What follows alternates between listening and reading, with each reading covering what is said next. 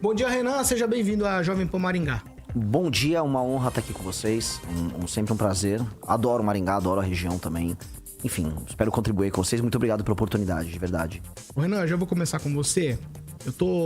Vou tentar trazer para a conversa aqui para a gente tentar entender o que vocês pensam como pré-candidatos, né? Tô colocando assim porque a Missão é um partido novo, né? 3 meses e meio de vida. 3 meses. Era uma aposta negativa do cenário político, né? No entanto, vocês conseguiram as assinaturas, implementaram o partido e estão com a pré-candidatura correndo por aí. Sim. Então vamos lá, ó. Eu vou tentar separar MBL e Missão. Bom. São coisas distintas, tá? Mas como o partido tem representação no Paraná, aqui em Maringá, como é que tá esse cenário para vocês terem palanque aqui exatamente para campanha eleitoral? Nós temos, historicamente, o MBL sempre teve um time de militância muito bom aqui no Paraná. A gente foi bem nas últimas eleições, inclusive em Londrina perdemos agora por 4 votos uma eleição para vereador com o Bertolucci. Primeira eleição, um menino que até nem tem redes sociais grandes.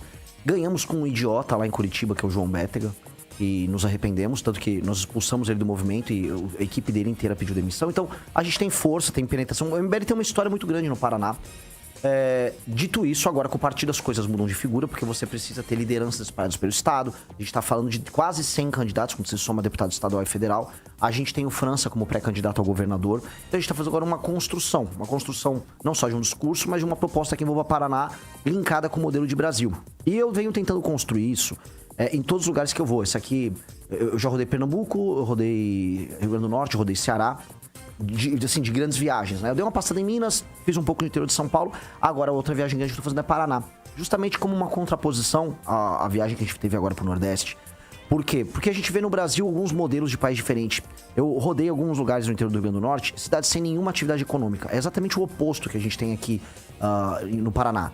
Maringá, Londrina, mas mesmo outras cidades menores, você tem muita atividade econômica. Mas paradoxalmente o que a gente vê aqui, cidades muito boas, que são conectados por estradas horríveis, por uma infraestrutura pobre. A gente ainda tem um percentual relevante de cidades no Paraná que não tem nenhum saneamento básico. E você tem escândalos de corrupção aqui no Paraná que poderiam ser escândalos do Maranhão. Então tem uma coisa muito estranha que tem no Paraná, que ao mesmo tempo que vocês têm grandes cidades, uma população muito ativa, uma produção econômica relevante, é o 4º PIB do Brasil, você tem uma infraestrutura muito similar do Ceará e do Rio Grande do Norte. Essa é a real. A infraestrutura dos dois é muito ruim. E por quê? Como resolver esses problemas? Eu acho que essas são as respostas que a gente precisa trazer enfim, é um prazer hoje debater isso aqui com vocês. Vamos lá. Ângelo, você já tem? Manda. Tenho. Bom dia. Bom dia. É o seguinte, aqui em Maringá, o MBL, em tese, elegeu lá para trás um vereador. Esse vereador, no dia que houve aquele movimento e tal, uma reunião, né, um comício aqui em frente à catedral, e ele me pediu para não colocar que ele era representante do MBL. Mas ele comandou o MBL por um tempo aqui no Paraná. Hoje está em outro partido. Então, Maringá tem essa história. A pessoa única que a gente tem conhecimento, se elegeu com o apoio do MBL, usando, mas depois se arrependeu, não usou, escondeu. Sabe o que ele fez? Essa pessoa, ela tende a se repetir. Por exemplo, o senhor tem nome já para comandar a missão aqui em Maringá e na região? Eu acho que deve estar se referindo àquele Homero Marquesi. É um tipo de cara, historicamente, que a gente errou em ter. Assim como, ao longo da história do MBL, sempre entram pessoas jovens. O caso dele nem era jovem, mas pessoas entram, crescem conosco, aí depois, agora eu vou virar bolsonarista para alçar voos mais altos e tal. Porque imagina que puxar o saco do Bolsonaro, nem era muito o caso dele, mas puxar o saco do Bolsonaro ia permitir que a pessoa crescesse. A gente vem alterando isso, esses casos ainda existem, mas diminuíram muito, né? Porque o MBL exige demais do político. O cara, ele definitivamente ele tem que ter uma conduta muito correta no mandato dele. Ele tem a votar, se vem algum absurdo do governo em questão, ele tem que votar. A gente não deixa o cara entrar em termos nacionais naquela pauta, volto a colocar, a pauta fácil do puxa-saquismo ao político da ocasião. Então isso faz com que a gente tenha, vamos dizer, dificuldades na manutenção de alguns nomes que não são comprometidos com a nossa agenda, são clássicos. 2, a pergunta que você colocou sobre, tem uma liderança, um rosto específico aqui, definitivamente não será um candidato o rosto. Agora com o partido, o que a gente precisa fazer e fortalecer cada vez mais são os nomes da instituição. Então, o grupo que a gente está montando no Paraná é um grupo grande, né? Grupo de militantes, mas nós queremos dar um enfoque e dar poder e autoridade para quem é o militante que ajudou, inclusive, a coletar as assinaturas. Porque quem coletou as assinaturas não foram os candidatos, né? Foram os militantes. Quem montou o partido, efetivamente, foi a militância. Então, a militância tem que ser respeitada nesses pontos. E aí eu não vou falar, tem um nome A, B ou C. Tem um coletivo de pessoas. Foi meio esquerdista falar, tem um coletivo aqui, mas é verdade, tem um grupo e a gente tem que respeitar isso. Okay. Edivaldo Magro? O discurso lembra o novo falando. O Renato. Creio Deus Padre. No começo, né? Não te fiz nada, poxa. Não, sim, eu também não conheço o Nordeste, não conheço o Paraná. Comparar a infraestrutura aí é meio forçado. Vamos falar um pouquinho sobre segurança, que é um tema caro para você, né? Você está sempre insistindo nesse tema. E você propõe como instrumento de combate à criminalidade resgatar o impor, que é um instrumento constitucional, do estado de defesa. Ontem eu estava lendo um pouco a respeito disso, né? Em todas as entrevistas você se refere a esse instrumento com alguma recorrência. E é uma dificuldade enorme impor esse tipo de instrumento para valer naquele modelo que você quer. E eu gostaria que você explicasse um pouquinho como é que você pretende combater com o estado de defesa, indo lá na fonte mesmo, quando você não está combatendo o que a gente acha mais importante, que é aquelas fontes de financiamento, né? Então, algumas operações tratam exatamente disso. Mas você acha que eu não focaria na fonte de financiamento? Não, eu gostaria que você explicasse, porque me parece que é tão radical esse tipo de instrumento, né? Porque ele impõe uma série de, até algumas liberdades individuais, propor, você pode ou não optá-lo, mas conta pra gente como é que você quer. Me parece que é um tema grave para você. É um tema central, na verdade é um tema grave, especialmente para quem mora nas regiões controladas pelo tráfico. Vocês no Paraná têm o privilégio de não ter tanto esse problema por aqui, ainda que exista. São Paulo existe muito, o Rio de Janeiro é enorme. Agora, quando você vai pro Nordeste, a situação é aterradora. Você tem cidades inteiras controladas pelo tráfico de drogas. Eu visitei uma que chama Santa Quitéria, no Ceará, que o prefeito contratou o Comando Vermelho para fazer a campanha para ele. E o Comando Vermelho ia na casa das pessoas, se a pessoa, vamos dizer, sinalizava o apoio ao adversário, ele botava, vamos dizer, o Comando Vermelho para assustar a pessoa. E Santa Quitéria tem urânio. É um lugar rico e com recursos estratégicos para o Brasil. E aí, controlado pelo Comando Vermelho, outras cidades inteiras, a periferia inteira de Fortaleza. Então, a tomada que está tendo no Nordeste, a gente comenta menos do que a tomada que teve no Rio de Janeiro, por parte das facções. Mas é uma tomada de natureza militar. Eles tomam, eles se impõem, eles fazem a classe política se adaptar ao contexto deles. E o Estado brasileiro não pode permitir isso.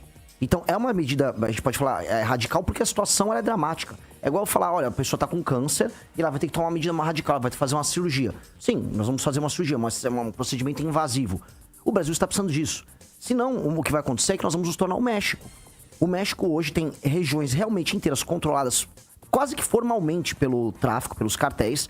Os cartéis já têm agora operações paramilitares e respondem às Forças Armadas e à polícia com o mesmo poder efetivo. O Brasil está se encaminhando para um cenário desse. E a gente tem que brecar isso. Uma coisa é alterar as leis penais, as leis de execução penal. Isso é uma alteração importante para a gente ter, para a gente evitar a continuidade do crime. A outra alteração que a gente tem que ter é, agora nós temos que eliminar o comando. A partir do momento que existe um comando, hora do PCC, hora do TCP, hora do Comando Vermelho, sobre áreas brasileiras, e aí é estimado que a gente tenha 23 milhões de brasileiros que vivem sob o comando do crime, você vai ter que tomar essas medidas. E por que o estado de defesa? Poder falar uma GLO, poder falar, por que especificamente o estado de defesa? Porque todo mundo sabe, você vai conversar com a polícia do Ceará, você vai conversar com a polícia do Rio de Janeiro, mesmo com a polícia de São Paulo, os criminosos se escondem nas casas das pessoas. Então, quando você faz uma operação policial, um criminoso vai lá e se esconde ou no barraco ou numa casa mesmo de alguém. Pois bem, você, com o estado de defesa, você consegue entrar nessas casas sem precisar de mandado. Porque você tem que capturar esses caras. Tem que ter a lista de quem você vai capturar, você monta a operação e você vai circunscrever aquela área dominada pelo tráfico e você vai capturar todo mundo que tá ali. Ou você vai prender, ou você vai matar. Mas é isso que vai ser feito. Então, a gente pode chamar de medida radical para dar o nome que quiser. O fato é, a gente não pode, ao longo de um ano, no meu primeiro ano de mandato, permitir que o Comando Vermelho ou o PCC existam. E aí você fala, poxa, mas e aí como é que fica a parte de inteligência? Uma coisa não é em contraposição à outra. Tem que fazer as duas coisas ao mesmo tempo. Por exemplo, essa mesma... A gente falou, vamos botar um estado de defesa circunscrito ali às favelas, as regiões tomadas pelo tráfico. O Porto de Santos e São Paulo tem que entrar. O Porto de Santos tem que ter um estado de defesa que pegue o Porto de Santos. Porque é por lá que o PCC está exportando a droga dele. A Polícia Federal e as Forças Armadas Brasileiras têm que estar na fronteira do Mato Grosso do Sul, que é onde entra a droga para passar pela Rota Caipira. Você tem que ter uma medida inteligente que definitivamente quebre, prenda ou mate as lideranças do tráfico no Brasil. Senão a gente vai ficar fingindo que a gente está tendo uma normalidade, quando boa parte da população brasileira, coisa de 10%, já vive sob o comando do tráfico. Você quer... Não, eu quero você usar as Forças Armadas, o Exército. Também. E a gente, sabidamente, não é uma força destinada a operações urbanas, né? Sempre convocadas Isso, para a garantia da lei e da ordem, já deu um monte de problema no Rio de Janeiro. Então, sim, eu acho que é uma força que não está preparada para ações desse tipo. Mas ela não faria isso. E implica num trabalho bastante complexo de convencimento. Mas não é complexo. Quando você fala, eu vou entrar na casa e buscar o bandido, aí você já estabelece um confronto perigosíssimo para aquele cidadão. Mas olha só, o bandido tá lá. O bandido tá lá, mas junto com um monte de pessoas. E você vai ter que entrar lá para pegar. E você que deve conhecer bem a verdade das favelas, como é lá. Não é bem assim, tem muita gente de bem. Mas você acha que eu tô falando que o favelado, todo favelado é traficante? Eu não tô falando isso. Você entra direto numa casa das pessoas com essa autoridade, com o direito de entrar na casa das pessoas, automaticamente se coloca em risco, especialmente o cidadão que está naquela casa. Mas olha só, vamos lá, o cidadão já está em risco. Mas é um risco enorme, né? Deixa eu responder. Foi um bom ponto o que o senhor trouxe, mas o senhor está errado.